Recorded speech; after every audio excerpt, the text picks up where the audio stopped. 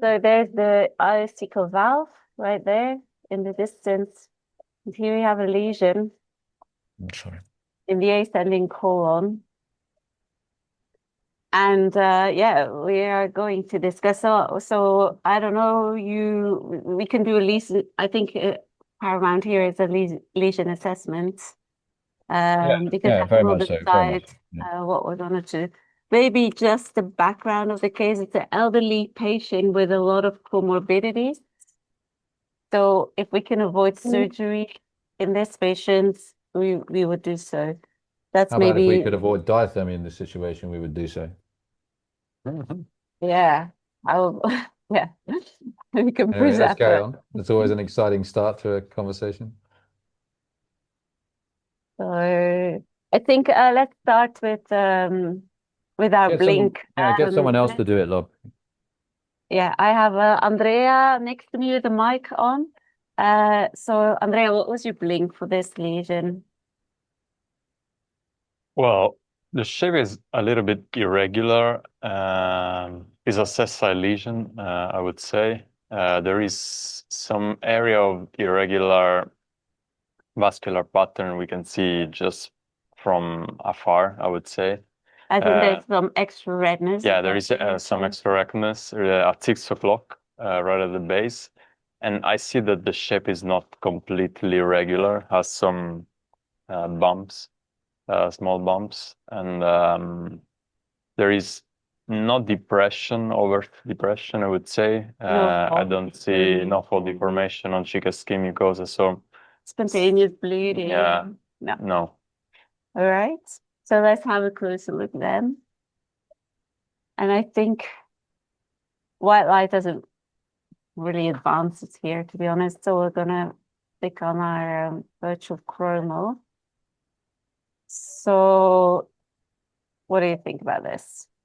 Yeah, I think it's irregular. It still maintains some regularity somehow, so regularly irregular. But I don't think this is a standard Genet 2A kind of polyp, to be honest.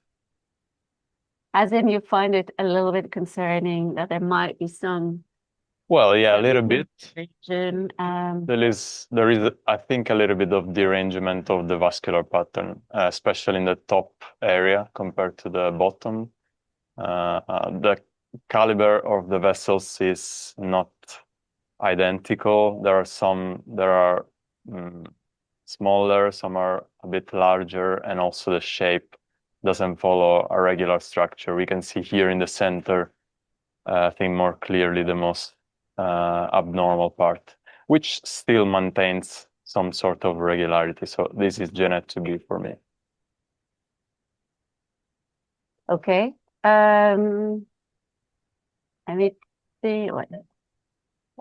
Anything you want me to do? Maybe look at the back a little bit.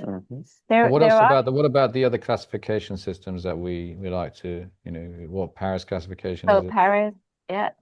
Yeah, the Paris 01S facile lesion, I think. I would agree with that. Is around, I would say, 12 millimeter maybe, because it's the size of the cap, maybe a little bit smaller. I don't know. I wouldn't use the cap, to be honest. I think if you would open a 16 millimeter clip, you would not encompass it. I wouldn't use the cap. I think it's yeah, not, you don't get the right information using the cap, because you can have a massive lesion and see it through your cap. So I would say, imagine your clip open or your snare open. I think it's probably around between 15 and 20. Would you agree? It's a good point about using the cap. I think you can definitely be, yeah, not 100% right, but I'm more tending towards, the smaller end of 15, I would say. Like I'm tending towards the 12 kind of zone. But yeah. In any event, the question is what we're going to do with it, I think. So our optical diagnosis is that this could be high-grade dysplasia, I think we're saying. I mean, does anybody think that this is early cancer? I'm getting no's in the room. What do you guys think there? Well, I was probing it a little bit, as you may have seen, and I think it's lying quite loose, which is Yeah, it looks like it, doesn't it? for me an advantageous feature.